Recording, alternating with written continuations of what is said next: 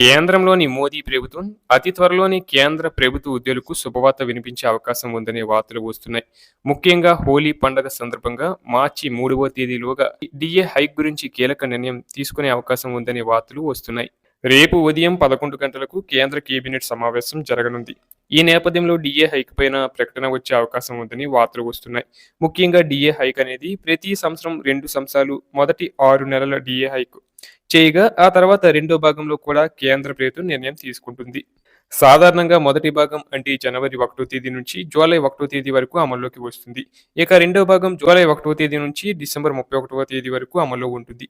ముఖ్యంగా పెరుగుతున్న ధరలు అలాగే ఇతర ఖర్చులను దృష్టిలో పెట్టుకొని ఈ డిఏ హైక్ పైన నిర్ణయం తీసుకుంటారు. ఇప్పుడు అధికారికంగా ఈ సంవత్సరంలో మొదటి భాగం డిఏను ప్రకటించాల్సిన అవసరం ఉంది. ఒకవేళ హోలీ పండగ సందర్భంగా కేంద్ర ప్రభుత్వం ఉద్యోగులకు శుభవార్త వినిపియాలి అనుకున్నట్లయితే మార్చి 3వ తేదీలోగా డిఏ హైక్ పైన నిర్ణయం తీసుకునే అవకాశం ఉందని వార్తలు వస్తున్నాయి. చివరిసారిగా 2025 అక్టోబర్లో దీపావళికి ముందు డిఏ పెంపుపై నిర్ణయం తీసుకున్నారు. ఈసారి ప్రభుత్వం హోలీకి ముందు డిఏ హైక్ను ప్రకటించవచ్చని భావిస్తున్నారు. డిఏ అనేది ఉద్యోగుల ప్రాథమిక జీతం పైన చెల్లిస్తారు.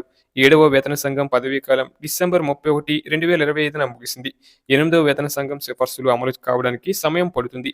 అప్పటి వరకు ఉద్యోగులకు 7వ వేతన సంఘం సిఫార్సుల ప్రకారం ప్రకటించిన బేసిక్ వేతనం అమలు చేస్తారు. ప్రతి 6 నెలలకు ఒకసారి డిఏ పెరుగుతుంది. ఇక గత 5 సంవత్సరాలుగా గమనిస్తే జూలై, డిసెంబర్ నెలలకు డిఏను దీపావళికి ముందు ప్రకటించారు. జనవరి, జూన్ నెలలకు డిఏను హోలీ తర్వాత ప్రకటించారు. 2025లో డిఏ పెంపుదల మార్చి 28న ప్రకటించారు. ఈసారి కూడా కేంద్ర ప్రభుత్వం హోలీ సందర్భంగా మార్చిలో డిఏను ప్రకటించవచ్చని భావిస్తున్నారు.